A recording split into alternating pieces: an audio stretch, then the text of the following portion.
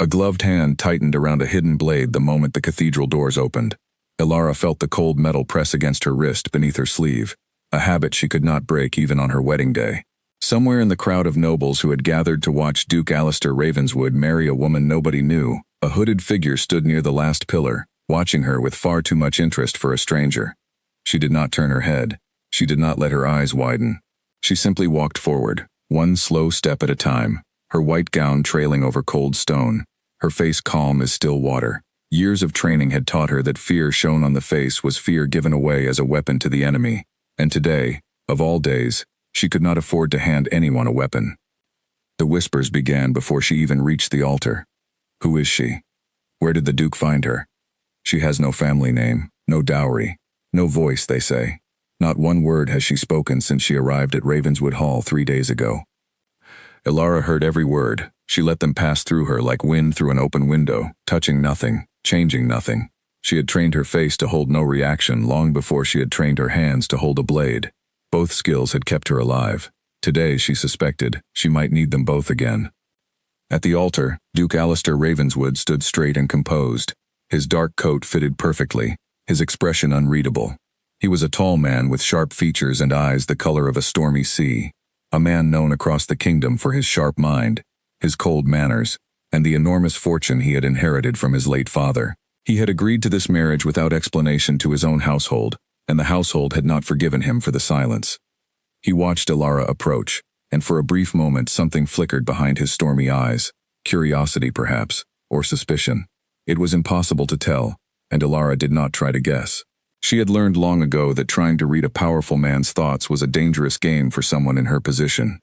The priest began the ceremony.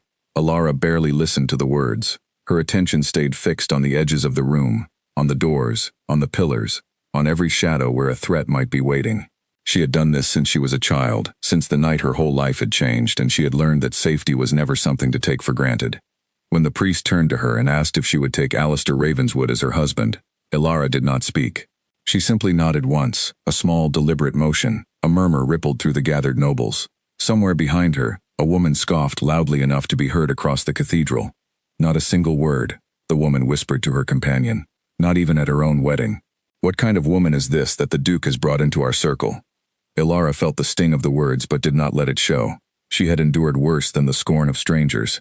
She had endured cold nights with no shelter, roads with no safety, and years of hiding from people who wanted her gone from the world entirely. A few unkind whispers at a wedding were nothing compared to that. The ceremony ended, and Alistair took her hand to lead her from the cathedral. His fingers were warm against hers, and for the briefest moment, Elara allowed herself to feel something other than caution. It did not last. As they passed the last pillar near the doors, she saw the hooded figure again, closer now, close enough that she could see a folded piece of paper pass from one gloved hand to another. A message, being delivered, about her. She kept walking. She kept her face calm, but inside, her heart beat faster than it had in months, because she recognized the manner in which that message had been passed, quick and practiced, the same way messages had once been passed about her father, right before everything in her old life had been destroyed. Outside the cathedral, a carriage waited to take the newly married couple to Ravenswood Hall, where a grand feast had been prepared to celebrate the union in front of the entire noble class of the region. Elara climbed into the carriage beside her new husband, her hands folded neatly in her lap, her spine straight, her expression giving away nothing of the storm building inside her. Alistair studied her for a long moment as the carriage began to move. "Are you always this quiet?" he finally asked, his voice low, careful, as though testing the boundaries of a locked door. Elara turned to look at him. She held his gaze steadily, without fear, without apology. Then she looked away, out the window, at the passing fields and the gray sky above them. He did not ask again, but she noticed that he did not look away from her either, not for the rest of the ride. The feast at Ravenswood Hall was a grand affair, filled with music, candlelight, and enough food to feed a small village. Long tables stretched across the great hall, covered in white cloth and silver dishes, while musicians played in the corner and servants moved quickly between the guests. To anyone watching from outside, it would have looked like the happiest night of the year. To Elara, seated at the head table beside her silent husband, it felt like walking through a room full of wolves wearing fine clothing. Lady Beatrice, the Duke's younger sister, sat close enough to make her opinions known without needing to raise her voice. She was a striking young woman with sharp eyes and an even sharper tongue, and she wasted no time making her feelings about the marriage clear to anyone who would listen. "I simply do not understand it," Beatrice said to the guest beside her, though loudly enough for half the table to hear. "My brother, the Duke of Ravenswood, marrying a woman with no name, no title, and apparently no voice at all. It is almost as though he wished to embarrass the family on purpose." "Perhaps she is mute," another guest offered, not unkindly, though the words still landed like a small blow. "Perhaps she simply has nothing worth saying," Beatrice replied, and the small group around her laughed. Elara heard every word, as she had heard every word since arriving at Ravenswood Hall 3 days earlier. She did not flinch. She lifted her cup, took a slow sip of wine, and set it down without a sound. If Beatrice wanted a reaction, she would not get one tonight. At the far end of the room, Duchess Constance Ravenswood, the Duke's mother, watched the new bride with narrowed eyes. She was a tall, elegant woman, with silver hair pinned in an elaborate style, and a gaze that seemed to measure everything it touched. She had not spoken a single word to Elara since her arrival, not even during the wedding ceremony itself, and it was clear from her expression that she did not intend to start now. Alistair, seated beside Elara, seemed to notice none of this, or perhaps he simply chose not to acknowledge it. He ate quietly, spoke little, and occasionally glanced toward his new wife with an expression that Elara could not quite place. Not affection, not yet, but not indifference either. As the evening wore on and the wine flowed more freely, the whispers around the hall grew bolder. Elara caught fragments of conversation as she moved carefully through the crowd during a pause in the feast, her steps silent, her presence almost invisible to those too consumed by gossip to notice her nearby. "She must have trapped him somehow," one voice murmured near a pillar. "Or perhaps there is a debt involved," another suggested. "The old Duke left behind more secrets than gold, they say. I heard she arrived at Ravenswood Hall in the middle of the night, with no carriage, no servants, nothing but the clothes on her back." Elara paused near the shadow of a large curtain, listening. This last piece of information was true, though she had not realized anyone outside the household staff had known the details of her arrival. Someone was watching her closely, someone besides the hooded figure at the cathedral. She turned to continue on her path back toward the head table and nearly collided with a man she did not recognize, dressed in fine clothing but with eyes that did not match the warmth of his smile. He bowed slightly, too slowly, too deliberately. "Forgive me, my lady," he said smoothly. "I did not mean to startle the Duke's new bride. I have heard so much about you, though strangely, I have heard nothing at all in your own voice." Elara studied him for a moment. There was something in his posture, something in the careful way he held himself, that reminded her of men she had once been trained to recognize and avoid. Men who worked in shadows, men who delivered messages folded quickly into gloved hands. She said nothing. She simply inclined her head, the smallest gesture of acknowledgement, and stepped past him toward the safety of the crowd. Behind her, she heard him speak quietly to a companion, his voice pitched just low enough that he likely believed she could not hear it. "Lord Calloway will be very interested to know she has arrived safely, and that she remains just as silent as we were told." Elara's steps did not falter, though every instinct in her body screamed to turn around, to demand answers, to protect herself the way she had been trained to for most of her life. Instead, she walked steadily back to her seat beside Alistair, folded her hands in her lap once more, and allowed the feast to continue around her as though nothing at all was wrong. But something was very wrong. The name Calloway was not one she had expected to hear again, not here, not now, not on the night of her wedding to a man who did not yet know why she had truly come into his life. Years ago, that name had destroyed her family. It had taken her father's title, his freedom, and very nearly his life. It had forced a young girl to disappear into the shadows, to learn silence as a shield and stillness as a weapon, to become someone who could walk through a room full of nobles and be seen by everyone, while truly known by no one. She had believed, when the late Duke of Ravenswood had made his final promise to her father before his death, that marrying his son would finally bring her the safety her family had been denied for so long. A quiet arrangement, a hidden debt repaid, a new name to disappear behind. Now, sitting beside a husband who knew nothing of her past, surrounded by nobles who mocked her silence without understanding its purpose, Elara realized with a cold and steady certainty that the danger she had spent years running from had already found her again. The feast continued late into the night, filled with laughter and music and the clinking of glasses, and through all of it, Elara sat perfectly still, perfectly silent, her mind working faster than it had in years, already beginning to plan for the danger she now knew was coming. Across the hall, unnoticed by anyone but her, the man who had spoken Lord Calloway's name slipped quietly out through a side door and disappeared into the night, carrying with him the confirmation that the girl everyone believed had vanished years ago was, in fact, very much alive, and now standing at the very center of one of the most powerful families in the kingdom. The celebration would end soon, the whispers would continue for weeks, and somewhere beyond the walls of Ravenswood Hall, a plan that had been waiting patiently for years was finally beginning to move again.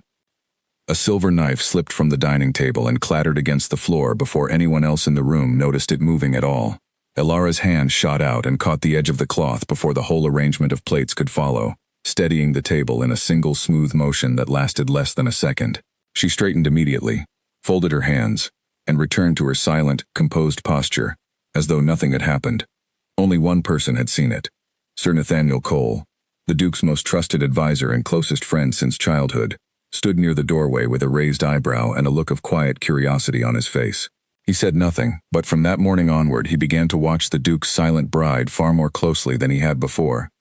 3 weeks had passed since the wedding, and life at Ravenswood Hall had settled into an uneasy rhythm.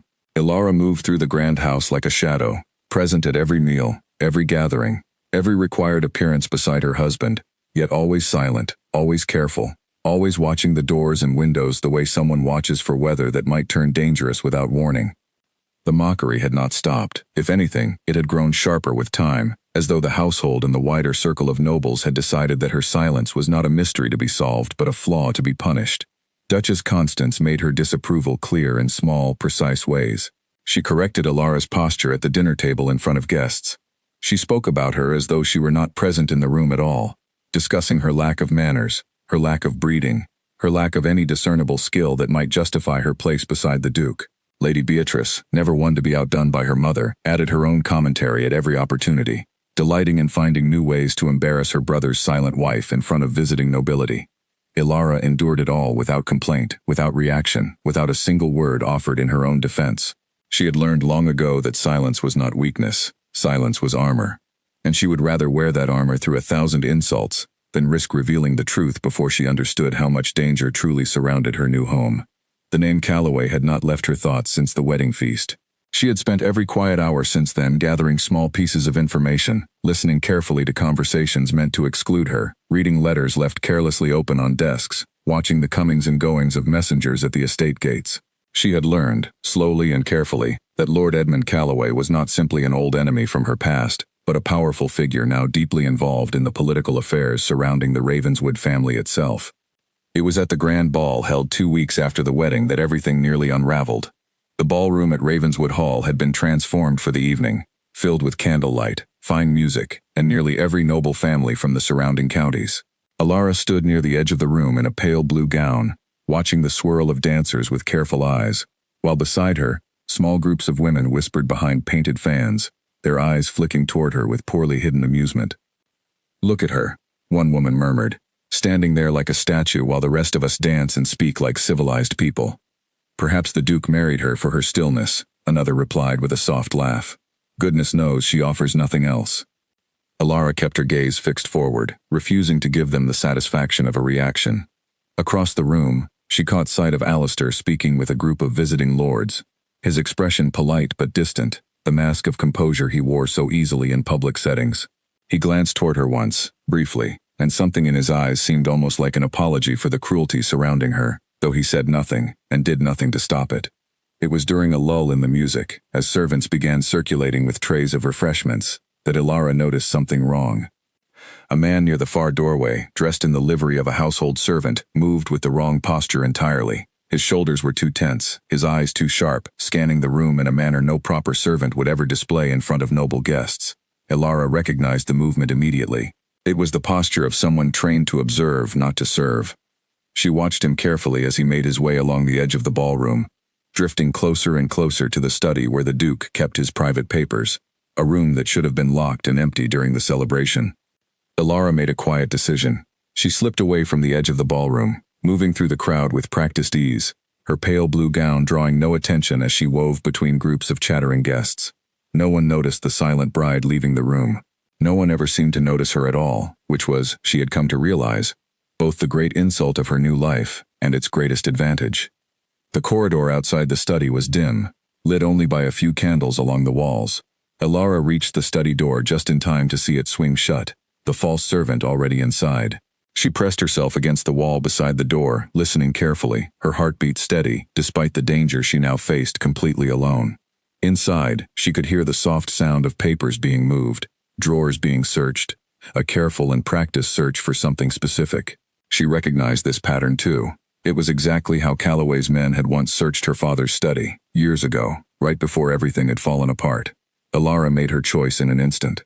She opened the study door quietly and stepped inside. The false servant spun around immediately, a folded letter already in his gloved hand, his eyes widening with surprise at the sight of the Duke's silent bride standing calmly in the doorway. For a moment, neither of them moved. Then he lunged for the window, clearly intending to escape rather than confront her directly, and Elara moved without hesitation. Years of training took over completely, the same training that had once saved her life more times than she could count. She caught his arm as he passed, using his own momentum against him, redirecting his weight so that he stumbled hard against the heavy wooden desk instead of reaching the window at all. The letter fell from his hand. Elara snatched it from the floor in one smooth motion while he struggled to regain his balance, and before he could recover fully, she had already stepped back toward the door, positioning herself between him and any easy escape. He stared at her with something between shock and fear, clearly recognizing that the silent, mocked bride of the household was nothing like the helpless figure society believed her to be. Elara said nothing. She simply pointed toward the window, a silent and unmistakable command to leave the way he had likely planned to escape all along. The man hesitated only a moment before scrambling toward the window, climbing through it and disappearing into the darkness of the estate grounds without another word. Elara stood alone in the study for a long moment, catching her breath, the folded letter still clutched tightly in her hand. She unfolded it carefully and read the contents by candlelight, her expression darkening with every line. It was a coded message, the kind she had learned to recognize and decipher years ago during her training, filled with references to old debts, old enemies, and a name that confirmed everything she had feared since the wedding feast. Lord Edmund Calloway was searching for information tied directly to the late Duke's private dealings, information that, if found, could destroy the Ravenswood family's standing entirely and expose secrets that had been buried for years. Elara folded the letter carefully and tucked it into the hidden pocket sewn into the lining of her gown, a habit from years of needing to carry important things without anyone noticing. She smoothed her dress, steadied her breathing, and stepped back out into the corridor just as footsteps approached from the direction of the ballroom. Sir Nathaniel Cole rounded the corner and stopped abruptly at the sight of her standing outside the study, her expression calm but her eyes sharp and alert in a way he had never seen before. "Lady Elara," he said carefully, his gaze moving from her face to the study door behind her. "Is everything well?" Elara studied him for a long moment before nodding once, a small, deliberate gesture that offered no explanation at all. Nathaniel's eyes narrowed slightly, clearly aware that something significant had just occurred, though he could not begin to guess what it might be. "I noticed you leave the ballroom," he said, his tone gentle but probing. "I simply wished to be certain you had come to no harm." Elara held his gaze steadily, and for the first time since her arrival at Ravenswood Hall, she allowed a flicker of something honest to pass across her face, not fear, but gratitude, quiet and brief, before her expression settled back into its careful stillness. She inclined her head toward him, a silent thank you, and moved past him back toward the ballroom, leaving him standing alone in the dim corridor with far more questions than he had arrived with. The rest of the evening passed without further incident, though Elara remained alert for the rest of the night, her mind working through everything the letter had revealed. She returned to her place near the edge of the ballroom, enduring the continued whispers and cold glances of the gathered nobility, her silence now carrying a weight far heavier than mere embarrassment. She was no longer simply protecting a secret. She was protecting an entire household from a danger they did not even know existed, a danger that had already found its way past their walls once tonight, and would surely try again. Later, long after the guests had departed and the great house had fallen quiet, Elara stood alone at the window of her chambers, looking out over the dark grounds of Ravenswood Hall. Somewhere out there, the false servant was likely already reporting back to Lord Calloway, informing him that his attempt had failed, that something had gone wrong inside the study, though he would have no way of knowing that the Duke's silent, mocked bride was the reason for his failure. Elara pressed her hand against the hidden pocket in her gown, feeling the folded edges of the letter still tucked safely inside. She would need to find a way to use this information carefully, without revealing herself too soon. without putting Alistair or his household in greater danger than they already faced. A soft knock sounded at her door. Ilara turned, composing her expression instantly, and opened it to find Alistair standing in the corridor, still dressed in his evening clothes, his expression unusually thoughtful. "I noticed you were absent from the ballroom for some time this evening," he said quietly, his eyes searching her face for some hint of explanation. "Nathaniel mentioned finding you near my study." Ilara held his gaze steadily, saying nothing, offering no explanation at all. For a long moment, silence stretched between them, heavier and more meaningful than any of the countless silences that had passed between them since their wedding day. Finally, Alistair sighed softly, running a hand through his dark hair, his frustration evident but carefully controlled. "There is clearly something you are not telling me," he said. "I do not know what it is. I do not know why you came into my life the way you did, with no explanation, no family, no voice offered even to me. But I find myself, against my better judgment, beginning to trust that whatever your reasons, they are not simple, and they are not without purpose." Ilara studied him carefully, searching his stormy eyes for any sign of deception or cruelty, and finding none. For the first time since her arrival, she felt the smallest crack forming in the careful walls she had built around herself, a dangerous and unfamiliar feeling that she quickly pushed aside. She offered him a small nod, the closest thing to acknowledgement she could safely give, and stepped back to close the door between them. Alistair remained in the corridor for a long moment after the door clicked shut, staring at the space where his silent wife had stood, before finally turning and walking away, his mind now far too occupied with questions to find any rest that night. Neither of them slept easily, and somewhere beyond the walls of Ravenswood Hall, in a location far removed from the warmth and candlelight of the grand estate, Lord Edmund Calloway received a report that made him rise from his chair in cold, controlled anger, already beginning to plan a far more direct approach to the problem that the Duke's silent bride had just become. Glass shattered somewhere below the east wing, and Ilara was on her feet before the sound had even finished echoing through the halls of Ravenswood Hall. It was well past midnight, the household long since asleep, and yet her instincts, honed through years of danger, told her immediately that this was no accident. She moved quickly through the dark corridors, her bare feet silent against the cold stone floors, a small blade already drawn from beneath her sleeping robe. She had never once, since arriving at Ravenswood Hall, slept without a weapon within reach. Tonight, that habit would prove its worth. 2 floors below, in the estate's private study, 3 figures dressed in dark clothing moved quickly through the shadows, one of them prying open a heavy wooden cabinet with careful, practiced hands. This was no simple search this time. This was a coordinated effort, and Ilara understood immediately, with a cold certainty, that Lord Calloway had grown tired of waiting. She reached the study corridor just as a 4th figure emerged from a side passage, clearly meant to stand watch. Ilara pressed herself into the shadow of a large tapestry, waiting, calculating, remembering every lesson she had ever been taught about patience in dangerous moments. A rushed mistake could cost far more than a delayed one.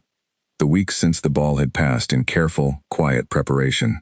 Ilara had spent her nights studying the coded letter she had taken from the study, slowly working through its layered meanings using methods her father had taught her as a child, back when he still held his title and his freedom, back before Lord Calloway's ambition had destroyed everything her family had built. The letter had revealed more than she expected. Calloway was not simply searching for old secrets to use as leverage against the Ravenswood family.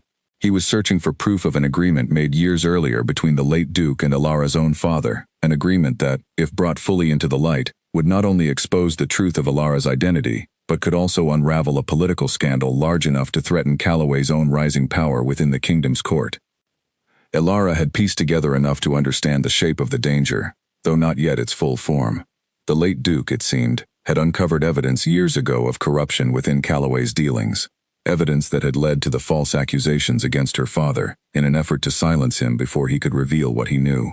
The marriage between Ilara and Alistair had never been a simple act of charity or debt. It had been the final piece of a long, careful plan by the late Duke to protect Ilara, to honor a promise made to a wronged friend, and to ensure that the proof of Calloway's corruption remained hidden safely within the Ravenswood family until the right moment arrived to use it. Ilara had not yet found where that proof was hidden, but it was clear, watching the intruders below her now, that Calloway believed it existed somewhere within Ravenswood Hall, and he intended to find it before anyone else could use it against him. She waited until the watchman below shifted his weight, glancing briefly toward the far end of the corridor, before slipping silently past the tapestry and moving toward the study door. Her heart beat steadily despite the danger, years of discipline keeping her movements smooth and controlled. Inside the study, the three intruders continued their search, pulling books from shelves, checking beneath floorboards, working with the efficient urgency of men who had been given a strict deadline. Ilara studied them from the doorway for a long moment, memorizing their movements, their tools, the careful patterns of their search. Then one of them turned and saw her. The reaction was immediate. All three intruders spun toward her, and for a brief, tense moment, no one moved at all.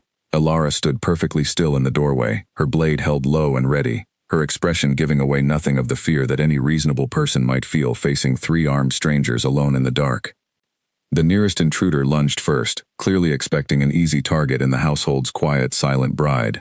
Ilara sidestepped smoothly, using his own momentum to send him crashing into a heavy bookshelf, sending a cascade of books tumbling to the floor with a tremendous noise that echoed through the sleeping house. The second intruder hesitated, clearly reconsidering his approach after watching his companion fall, but the third moved quickly toward the window, attempting to escape with whatever documents he had already gathered clutched tightly in his hand. Ilara moved to intercept him, catching his wrist and twisting it firmly enough to force the papers from his grip without causing serious harm, a technique she had practiced countless times during her training, designed to disable rather than injure. The papers scattered across the floor. The intruder, freed from her grip, scrambled toward the broken window and disappeared into the night, quickly followed by his companion, who abandoned the fight the moment he realized how badly it had turned against them. The first intruder, still recovering from his collision with the bookshelf, staggered toward the door, and Ilara let him go, choosing not to pursue further into the dark grounds, where unknown dangers might still be waiting. She had learned long ago that survival mattered more than victory, and tonight, survival meant securing what remained, rather than chasing shadows into the darkness. Footsteps thundered down the corridor moments later as household guards, finally alerted by the noise, arrived to find the study in disarray and the silent Duchess standing calmly amid the wreckage, a scattering of important papers gathered protectively at her feet. Alistair arrived only moments after the guards, still dressed in his nightclothes, his expression shifting rapidly from alarm to confusion as he took in the scene before him. "Ilara," he said, his voice tight with concern. "What happened here?" Ilara said nothing, as always, but this time, she did something she had never done before in front of him. She knelt down, gathered the scattered papers carefully into a neat stack, and held them out toward him, her eyes meeting his directly, silently urging him to understand the importance of what she offered. Alistair took the papers slowly, his gaze moving between the documents and his silent wife, clearly beginning to grasp that whatever had happened tonight was far more significant than a simple attempted theft. He studied the papers briefly by candlelight, his brow furrowing as he recognized his own father's handwriting scattered among the pages, alongside notes and figures that meant nothing to him without further context. "Where did these come from?" he asked quietly, his voice low enough that the guards, now securing the broken window and searching the grounds outside, could not overhear. Ilara held his gaze for a long moment before turning and walking toward the study desk. She retrieved a small piece of parchment and a quill, something she had prepared for exactly this kind of moment, though she had hoped she would not need it so soon. She wrote a single line, brief and careful, and handed it to him. Alistair read the words slowly. "Your father knew the truth. I have been protecting it. We are both in danger now." He looked up from the parchment, his stormy eyes filled with 100 unspoken questions. But before he could ask any of them aloud, Sir Nathaniel Cole arrived at the study door, his expression grim. "My lord," he said quickly. The guards found tracks leading toward the eastern road. Whoever these men were, they came prepared, and they did not act alone. This was no simple burglary. Alistair nodded slowly, still holding the parchment in one hand and the scattered documents in the other. He turned back to Ilara, his expression a careful mixture of concern and something new, something that had not been present in his eyes before tonight. Respect, perhaps, mixed with a deepening curiosity about the woman he had married under such strange circumstances. "We need to speak," he said quietly, his voice firm but not unkind. "Properly, tonight, if you are willing." Ilara considered his words carefully. She understood, better than anyone in the household, the risk of revealing too much too soon, especially with Calloway's men still active on the grounds, and no way to know how many eyes and ears might still be listening within the walls of Ravenswood Hall itself. But she also understood that the time for complete silence had likely passed. Tonight's attack had made that much clear. She nodded once, a small but significant gesture of agreement, and gestured toward his private chambers. away from the guards and servants now gathering in the corridor to assess the damage. They spoke for hours that night, though speak was perhaps not the correct word, since Alara still refused to break the silence she had maintained since her arrival. Instead, she wrote carefully, page after page, explaining as much as she dared about her father, about the late Duke's promise, about the danger that Lord Calloway represented, and about the vow of silence she had taken years earlier to protect herself from being recognized by anyone who might remember her true identity and use it against her family once again. Alistair listened, read, and asked careful questions, his understanding growing with each page she handed him. He learned of her father, Earl Godfrey Whitmore, once a respected and honorable man, falsely accused of treason through a scheme orchestrated by Lord Calloway to silence his knowledge of corruption within the kingdom's court. He learned of the night her family's estate had been seized, the night she had fled into hiding with nothing but the clothes on her back, and the training her father had insisted she learn from childhood, training that had kept her alive through years of danger that most nobility could never imagine surviving. He learned, finally, of the promise made between his own father and hers, a promise to protect Alara through marriage into the Ravenswood family, a family powerful enough to shield her from Calloway's reach, in exchange for her father's silence regarding evidence that could destroy Calloway entirely. Evidence that the late Duke had intended to reveal only when the time was right, a time that had never arrived before his unexpected death left the plan incomplete, and the evidence still hidden somewhere within Ravenswood Hall. Alistair set down the final page and looked at his wife for a long moment, the weight of everything she had shared settling heavily upon him. "My father never told me any of this," he said quietly. "He never told me why I was to marry a stranger with no explanation offered. He simply asked me to trust him, and I did, though I never understood why until tonight."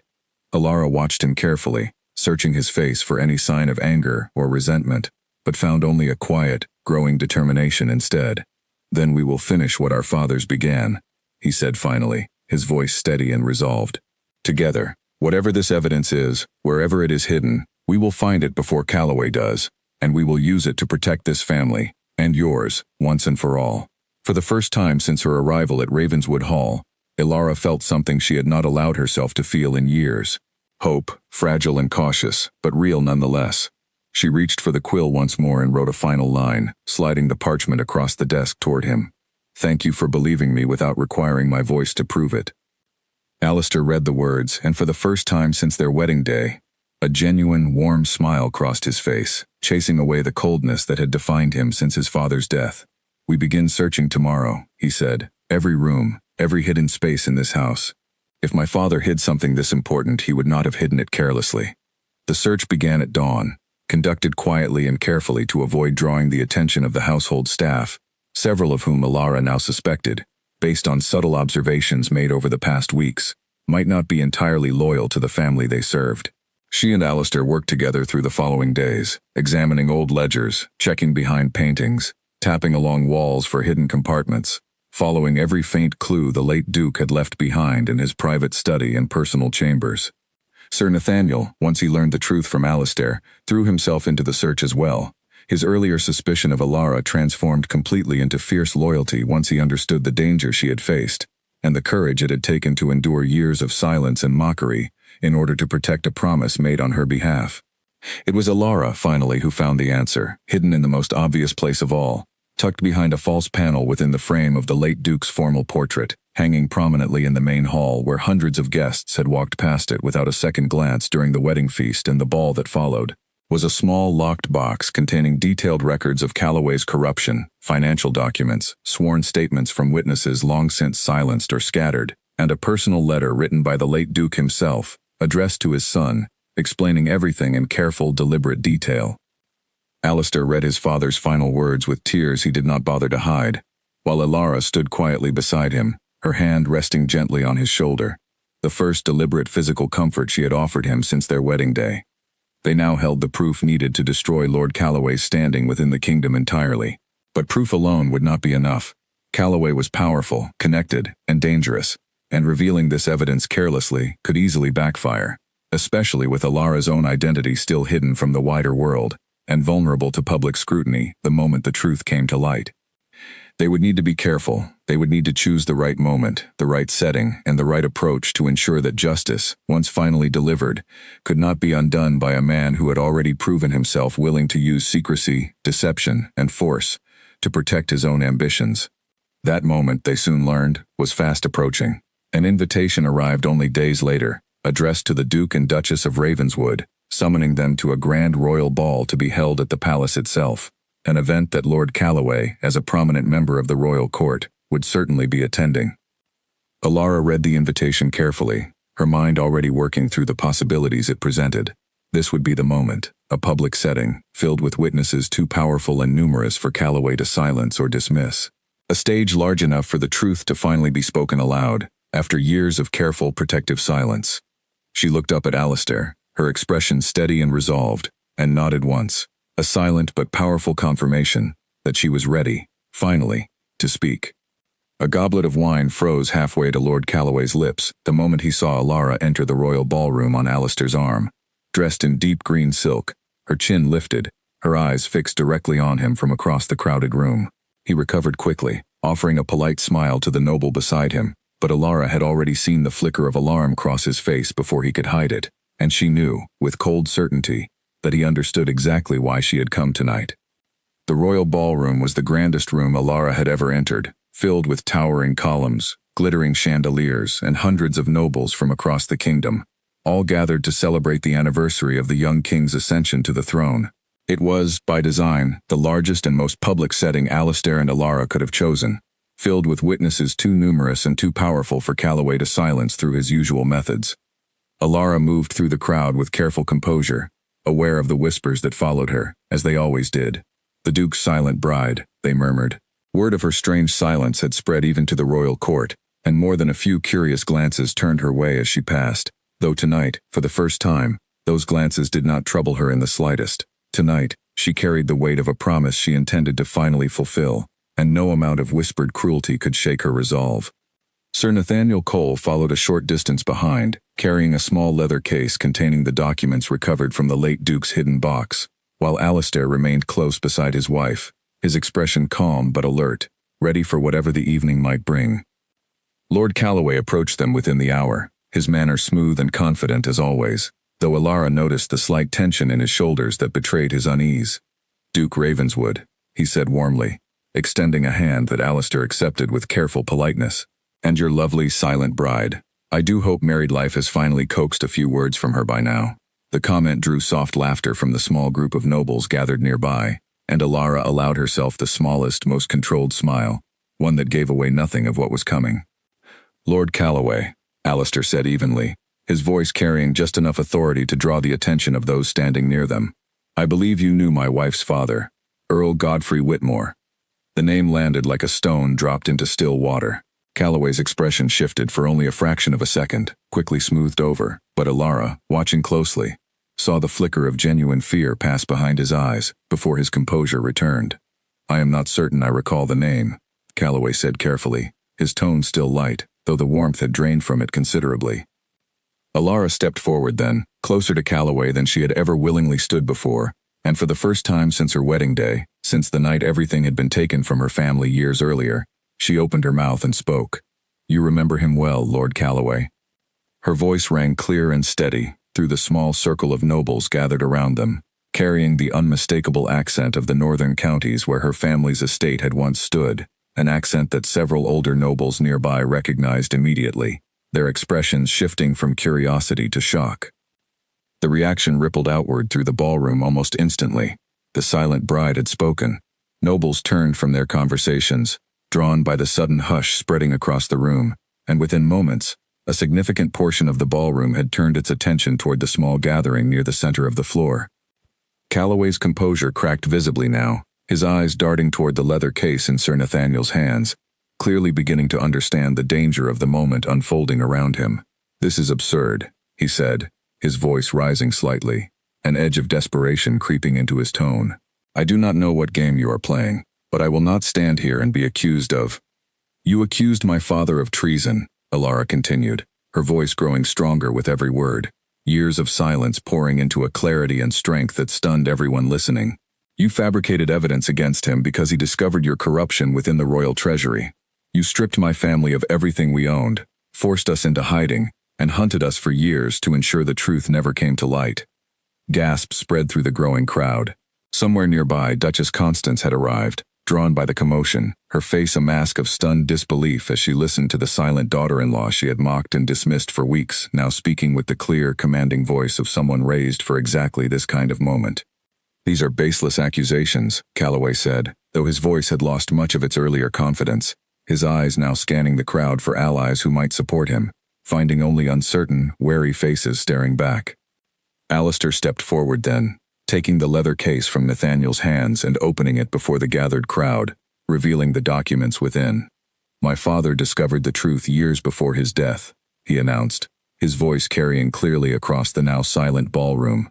"He kept this evidence safe, protected by a promise made to Earl Whitmore, a promise I have only recently learned the full truth of. Financial records, sworn statements, proof of Lord Calloway's corruption within the Treasury, and proof that the charges brought against Earl Whitmore were entirely fabricated to silence a man who had discovered the truth." The ballroom erupted into a storm of whispered conversation, nobles turning to one another in shock and disbelief, as guards, summoned by the commotion, began making their way through the crowd toward the small gathering at its center. Calloway, seeing the tide turning irreversibly against him, made one final, desperate attempt at defense. "This girl is an imposter," he said loudly, pointing toward Alara with a trembling hand. "There is no proof she is even who she claims to be. Godfrey Whitmore's daughter disappeared years ago. This could be anyone, trained to make these accusations for reasons of her own." Ilara met his gaze steadily, unafraid, and reached into the hidden pocket sewn into her gown, retrieving a small, worn locket that had belonged to her mother, engraved with the crest of House Whitmore, a crest that several of the older nobles present recognized immediately from years long past. "I am Alara Whitmore," she said clearly, her voice steady and unwavering despite the weight of years of hiding finally lifting from her shoulders. "Daughter of Earl Godfrey Whitmore, a man wrongfully accused and stripped of his honor by Lord Calloway's own corruption. I took a vow of silence years ago to protect myself and my family from discovery, a vow I break tonight because the time for hiding has finally ended."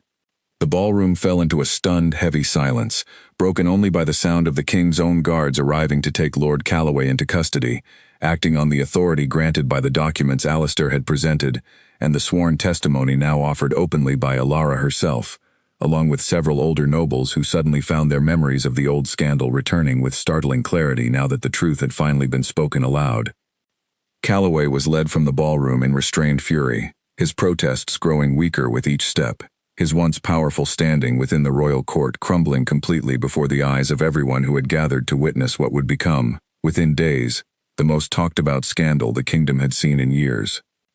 In the aftermath, as guards escorted Calloway away and the ballroom slowly began to return to a semblance of normalcy, Ilara found herself surrounded by nobles who, only hours earlier, had mocked her silence without a second thought. Now they approached with careful curiosity, offering cautious apologies and expressions of admiration for the courage it must have taken to endure years of hiding for the sake of protecting such important truth.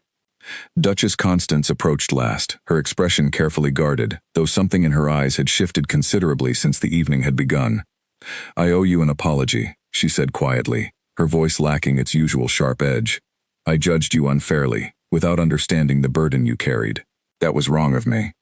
Ilara studied her mother-in-law for a long moment, before offering a small, genuine nod of acceptance. "I understand why silence invited judgment," she said, her voice still carrying the warmth of finally being allowed to speak freely after so many years. "I do not hold it against you."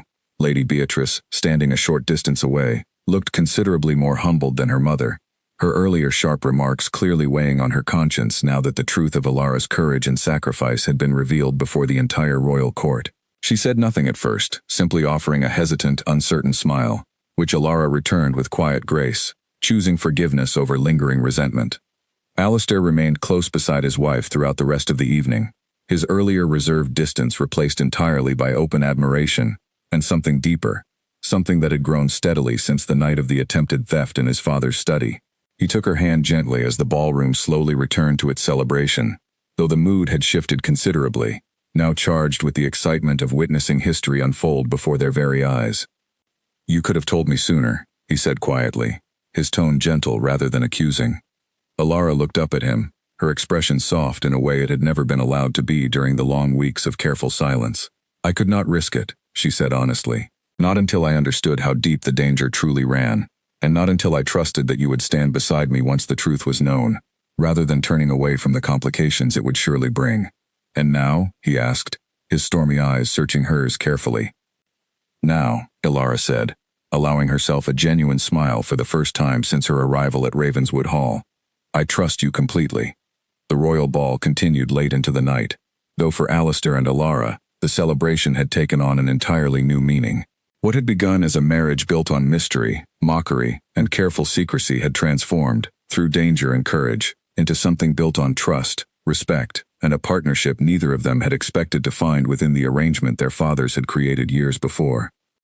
As they finally departed the palace in the early hours of the morning, Ilara looked back one final time at the grand ballroom, where her silence had finally broken, where years of hiding had finally given way to truth, and where the mockery she had endured had finally transformed into something far closer to genuine respect. The road ahead would not be simple. Calloway's downfall would bring consequences that would ripple through the kingdom's court for months to come, and her father's name, though cleared, still needed to be fully restored, his fate still unknown after years of separation following his family's fall from grace. But for the first time in longer than she could remember, Ilara faced the future not with careful, guarded caution, but with genuine, hopeful anticipation of what might finally be possible, now that the truth had been spoken, and the danger, at last, had been named and confronted directly. A folded map lay open across the study table at dawn, marked with 3 possible locations along the northern border where a prisoner matching her father's description had been sighted over the past several years, and Ilara traced the routes with a steady finger while Alistair watched her work, still faintly amazed by how quickly his silent, careful wife had transformed into someone driven by fierce, focused purpose. The weeks following the royal ball had brought sweeping changes to the kingdom's court. Lord Calloway's trial had been swift once the full weight of evidence was presented. His corruption within the treasury exposed layer by layer through documents Alistair had submitted, and testimony Ilara had given personally before the King's Council. His titles were stripped, his properties seized, and his once considerable influence within the royal court reduced to nothing within the span of a single season.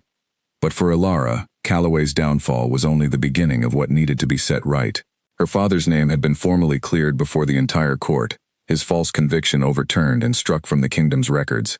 Yet the man himself remained missing, his fate unknown since the night, years earlier, when he had helped Ilara escape their falling estate, before disappearing into hiding himself, determined to draw Calloway's pursuers away from his daughter's trail. Alistair had insisted on helping her search for him the moment her father's fate became clear, dedicating the resources of the entire Ravenswood household to the effort. Sir Nathaniel Cole led teams of trusted men along the northern roads, following every faint rumor and half-remembered sighting that might lead them closer to Earl Godfrey Whitmore, while Ilara herself pored over old letters, maps, and records searching for any clue her father might have left behind for her to follow, should she ever be free enough to search for him. It was a letter, finally, hidden within the lining of an old traveling case Ilara had carried with her since childhood, that provided the breakthrough they needed. Written in her father's careful hand, dated years earlier, it described a small village near the northern border where an old family friend, a retired physician, had once offered shelter to travelers in need, a place her father might have sought refuge if forced to flee alone and in danger.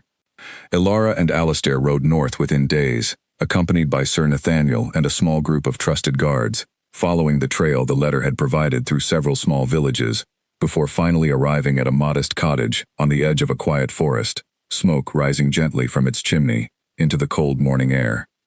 Ilara approached the cottage with her heart pounding harder than it had even during the confrontation with Calloway at the royal ball. Years of hope and fear tangled together as she reached the wooden door and knocked, her hand trembling slightly despite her best efforts at composure.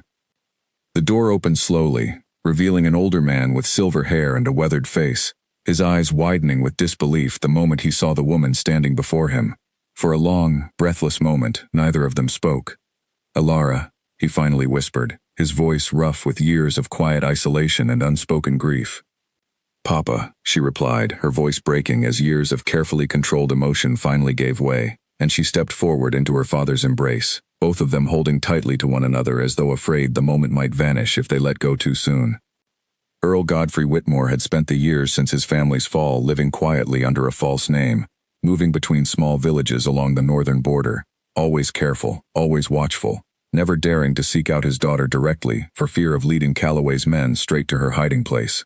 He had heard rumors over the years of a duke's silent bride causing quiet gossip throughout the southern counties, but had never dared hope the rumors might be connected to the daughter he had sacrificed everything to protect.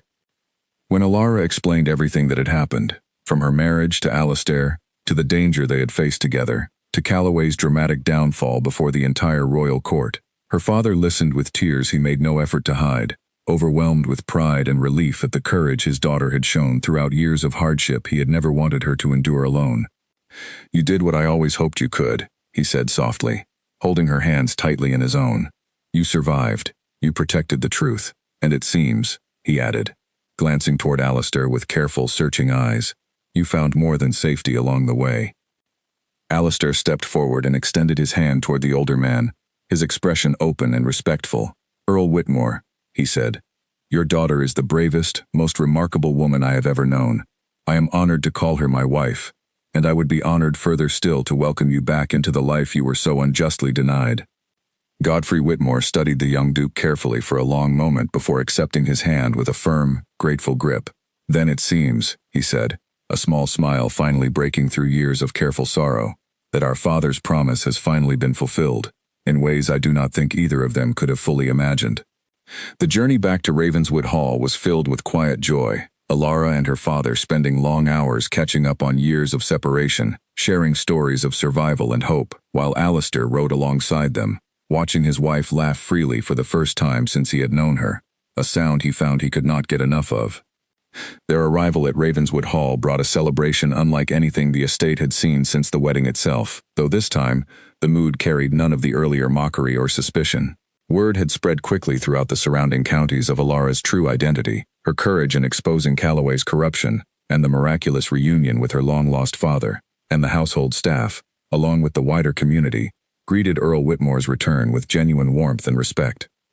Duchess Constance, true to the quiet transformation that had begun the night of the royal ball, welcomed Godfrey Whitmore personally, offering him comfortable rooms within Ravenswood Hall, and expressing sincere regret for the unfair judgment she had shown his daughter during the early weeks of her arrival. Lady Beatrice, similarly humbled, went out of her way to include Alara in household matters she had previously excluded her from, slowly building what would eventually become a genuine, if occasionally still complicated, friendship between the two women. Sir Nathaniel Cole, who had proven himself a steadfast and loyal friend throughout the entire ordeal, was formally honored by Alistair for his role in uncovering Calloway's plot and searching for Earl Whitmore, a recognition he accepted with characteristic humility, insisting that the true credit belonged entirely to Alara's courage and skill. As the weeks turned into months, life at Ravenswood Hall settled into a new and far happier rhythm. Alara, no longer bound by the need for careful silence, became known throughout the household and the wider community for her sharp intelligence, her quiet strength, and her surprising skill in matters of estate management and political strategy, skills she had developed through years of necessity that now proved invaluable in helping Alistair manage the complex responsibilities of his title. The partnership between them deepened steadily with each passing month, built on a foundation far sturdier than the arranged circumstances that had first brought them together. Alistair found himself consulting his wife on nearly every important decision affecting the estate, trusting her judgment implicitly, while Alara found in him a partner who valued her strength rather than fearing it, who had proven through danger and difficulty that he would stand beside her no matter what challenges arose. A grand feast was held several months later to formally celebrate Earl Whitmore's restoration to his rightful title and lands, an event attended by nobles from across the kingdom, many of whom had once whispered cruel judgments about the silent, mysterious bride who had arrived at Ravenswood Hall with no explanation, and no voice offered in her own defense. Alara stood at the center of the grand hall that evening, dressed in deep emerald silk, her father proudly beside her, her husband's hand held firmly in her own, and addressed the gathered crowd with the same clear, steady voice that had once stunned an entire royal ballroom into silence. "Many of you once wondered why I chose silence," she said, her voice carrying easily across the attentive crowd. "I chose it because I had learned, through painful experience, that the world does not always protect the truth, and sometimes, the only way to protect it yourself is to wait, patiently and carefully, for the moment when speaking it aloud will finally make a difference." She paused, glancing toward her father, then toward Alistair, before continuing. "I am grateful. more than words can fully express, to those who believed in me even during my silence, who saw beyond the mockery and judgment, to recognize that stillness is not weakness, and that patience, however difficult, can ultimately lead to justice. The hall erupted into warm applause, and as the celebration continued late into the night, filled with music, laughter, and genuine joy, Elara found herself standing quietly on the balcony overlooking the estate grounds, taking a rare moment away from the festivities to simply breathe in the cool night air and reflect on how far she had come since the day she had walked silently down the cathedral aisle toward an uncertain future. Alistair joined her there, wrapping a warm cloak gently around her shoulders against the evening chill. "Do you ever regret it?" he asked softly. The silence, the years of hiding. Elara considered the question carefully before answering. "I regret the pain it caused," she said honestly. "I regret the years my father and I lost, separated and afraid. But I do not regret the strength it taught me, or the patience, or the resilience that carried me through every difficult moment, until I finally found my way here, to you, to a life I never dared to hope for during those long years of hiding." Alistair pulled her gently into his arms, and for a long, peaceful moment, they simply stood together, looking out over the grounds of the estate that had once been filled with mockery and suspicion, now transformed into a place of genuine warmth, partnership, and hard-earned happiness. The mockery that had once followed Elara through every hall and ballroom had long since faded into distant memory, replaced by a respect and admiration that would follow her for the rest of her life. A quiet, powerful reminder that true strength often reveals itself not through the loudest voice in the room, but through the courage to remain silent until the moment truth finally deserves to be spoken, clearly and without fear, before the entire world. A horse thundered up the drive of Ravenswood Hall 2 years later, its rider shouting for the Duke before the animal had even come to a full stop, and Elara stepped out onto the front steps with the calm readiness of someone who had long since learned that peace rarely lasted without interruption. The rider carried news from the northern border, where Earl Godfrey Whitmore, now fully restored to his title and once again managing his family's reclaimed lands, had uncovered signs of unrest among a group of former Callaway allies who had never fully accepted their patron's downfall. Scattered and weakened, they had spent 2 years quietly regrouping, hoping to recover what influence they could through smaller, less obvious schemes across the northern counties. Elara read the message carefully, her expression calm but focused, the same steady composure that had carried her through every danger since her arrival at Ravenswood Hall. Beside her, a small girl with dark curls and sharp, watchful eyes peered curiously at the letter in her mother's hands, too young yet to understand its contents, but old enough to sense that something important was happening. "Go find your father," Elara said gently, smoothing the girl's hair before sending her off toward the gardens where Alistair was walking with his mother, now considerably softened in her old age and thoroughly devoted to her only grandchild. The years since the royal ball had brought Ravenswood Hall a steady, hard-earned peace, broken only occasionally by matters requiring careful attention, much like the message that had just arrived. Alistair and Elara had built a partnership respected throughout the kingdom, known for fair dealings, careful judgment, and an unshakable loyalty to one another that had only grown stronger with time. Their daughter, born a year after the wedding at the royal palace where Elara had first found her father again, was already showing signs of her mother's sharp intelligence and her father's steady composure, a combination that promised great things for the future of House Ravenswood. Lady Beatrice had found her own happiness during those years as well, marrying a scholar from the eastern provinces after a courtship that began, unexpectedly, when he arrived at Ravenswood Hall to study old family records and found himself drawn instead to Beatrice's sharp wit, now tempered considerably by the humility she had learned during the difficult weeks surrounding Callaway's downfall. She wrote to Elara often, her letters filled with warmth and genuine affection, a friendship neither of them could have predicted during those early, difficult weeks of mockery and misunderstanding. Sir Nathaniel Cole remained close to the family, serving now as a trusted advisor not only to Alistair but increasingly to Earl Whitmore as well, his steady loyalty proving invaluable as the northern estates worked to rebuild after years of neglect during Godfrey's long exile.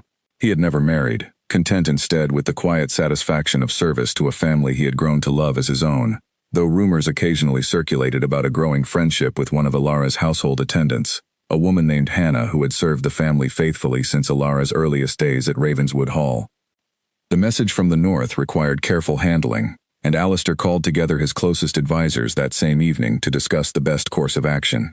Elara sat at his side throughout the meeting, her opinions sought and valued as thoroughly as any other advisor present, a stark contrast to the silent, mocked bride who had once sat quietly at the edge of every gathering, unheard and underestimated by nearly everyone around her.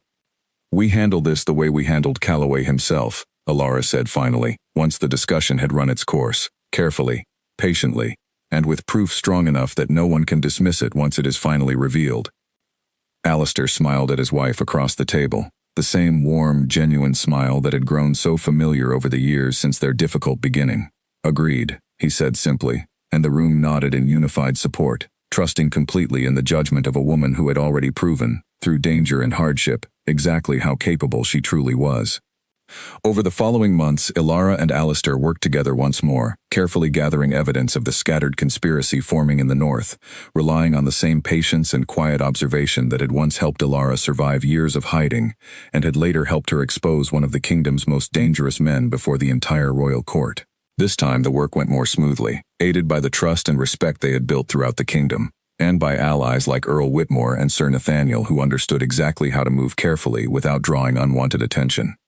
The conspiracy was dismantled quietly, without the dramatic confrontation that had marked Calloway's downfall, its remaining members quietly stripped of their influence and scattered before they could cause any lasting harm. It was a smaller victory than the one before, but no less important, another reminder of how far Elara had come from the silent, watchful bride who had once stood alone against threats she dared not speak of to anyone. Years later, when their daughter had grown old enough to ask about the story that still occasionally circulated through the kingdom's court, the tale of the Duke's mysterious silent bride who had turned out to be far braver and far more remarkable than anyone had ever imagined, Elara would sit with her by the fire and tell her, honestly and carefully, about the years of silence, the danger she had faced, and the courage it had taken to finally speak the truth aloud when the moment was finally right. Sometimes, Elara would tell her daughter, "The world will judge you before it ever truly understands you. People will see silence and mistake it for weakness. They will see patience and mistake it for fear. But real strength, my darling, is not always loud. Sometimes it waits, quietly and carefully, gathering what it needs, until the moment finally arrives to make everything right." Her daughter would listen with wide, thoughtful eyes, much like her mother's had once been during years of careful, watchful silence, and Elara would smile, grateful beyond words for the life she had built, for the husband who had trusted her even before he understood her fully, for the father restored to her after years of painful separation, and for a household that had transformed, through hardship and courage, from a place of cruel mockery into a place of genuine warmth, respect, and belonging. Ravenswood Hall stood, in the years that followed, as a quiet testament to everything Elara had endured, and everything she had ultimately overcome, its halls no longer filled with whispered cruelty, but with the steady, comfortable warmth of a family, built on trust, earned through the hardest of circumstances. And though the story of the silent bride who had shocked an entire kingdom into stunned silence with her very first words, would be told and retold for years to come, growing more legendary with each passing season, Elara herself remained, at heart, exactly the same person she had always been beneath the careful silence, brave, patient, and unwavering in her devotion to the truth, and to the family she had fought so hard to protect, and finally, fully, call her own.